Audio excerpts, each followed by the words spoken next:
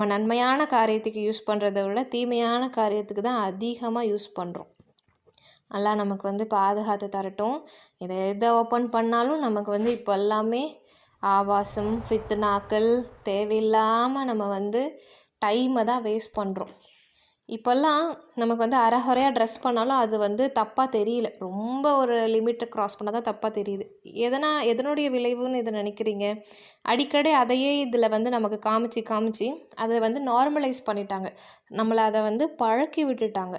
அதனால தான் நமக்கு வந்து ஓரளவுக்கு தப்பாகவே ட்ரெஸ் பண்ணியிருந்தாலும் ஓரளவுக்கு ஓகே அக்செப்டபிள் அப்படிங்கிற அளவுக்கு நம்ம வந்துட்டோம். அல்லாஹ் நம்மளை பாதுகாக்கணும். இன்னும் ஒரு சிலர் வந்து நம்ம முஸ்லீமாக இருந்தும் கூட யூடியூப் போடுறேன் அப்படின்னு சொல்லிட்டு அவங்க வந்து வீட்டுக்குள்ளார குளிச்சுட்டு வந்து ட்ரெஸ்ஸு மாற்றி புர்கா போட்டுட்டு வெளியில் போகிறது எல்லாமே வீடியோ பிடிச்சி போடுறாங்க. அப்போ அந்த புர்காவை நீங்கள் யாருக்காக போடுறீங்க? அந்த ஹிஜாபை யாருக்காக பேணுறீங்க? அந்த ஊர் மக்களுக்காகவா? அல்லாஹ் பாதுகாத்து தரட்டும் இன்ஷா அல்லாஹ். ரம்ஜான்லலாம் நமக்கு டைம் பாஸ் பண்ணுறதுக்கெலாம் டைமே கிடையாது. ஏகப்பட்ட நன்மைகள் வளர்ச்சி செய்கிறதுக்கு நமக்கு நிறைய விஷயங்கள் இருக்குது. அதுவும் இப்போ இருக்கிற ரோல்ஸ் அண்ட் ரெஸ்பான்சிபிலிட்டிஸில் நடுவில் நம்ம அவ்வளவு நன்மைகளை சம்பாதிக்கிறது அப்படிங்கிறது எளிது கிடையாது.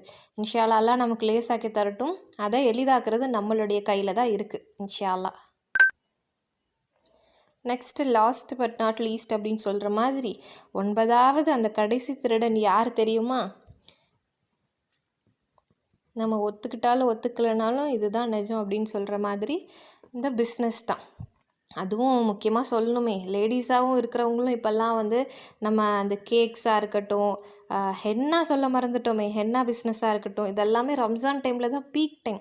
ஆஃபர் அதிகமாக போடுறேன், இது அதிகமாக செய்கிறேன், அப்படி இப்படின்னு சொல்லிட்டு நம்மளுடைய முழு நேரத்தையும் கிச்சனில் பாதி நேரத்தையும் பிஸ்னஸில் பாதி நேரத்துலையும் கொடுத்துட்டு நன்மைகளில் நம்ம கோட்டை விட்டுடுறோம். நஊது பில்லாஹி மின்ஹா. அல்லாஹ் நம்மளை பாதுகாக்கட்டும் இன்ஷா அல்லாஹ்.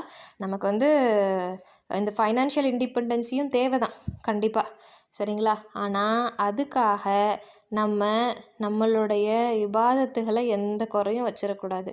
கசானாவை கொடுக்குறவன் அல்லாஹ் தான், சரிங்களா? அல்லாஹ் வந்து அவனுடைய கசானாவில் கிள்ளி நமக்கு இந்த உலகத்தில் கொடுத்தா கூட நமக்கு வந்து வாழ்கிற வரைக்கும் நமக்கு வந்து அதுவே போதுமானதாக இருக்கும். அந்த அளவுக்கு அது வரக்கத்துக்கு நிறைஞ்சதாக இருக்கும் இன்ஷா அல்லாஹ். அல்லாஹ் லேசாக்கி தருவான். அதனால் இந்த 9 விஷயங்கள்லேருந்தும் எவ்வளவு தவிர்த்துக்க முடியுமோ, எவ்வளவு பாதுகாக்க முடியுமோ உங்களுடைய நேரத்தை அவ்வளவு பாதுகாத்துக்கோங்க. நேரத்தை வீணடிக்காமல் நிறைய நன்மைகளை சம்பாதிப்போம் இன்ஷா அல்லாஹ். எனக்காகவும் அதிகமாக துவா செய்யுங்க. அஸ்ஸலாமு அலைக்கும் வரஹ்மத்துல்லாஹி வபரகாத்துஹு.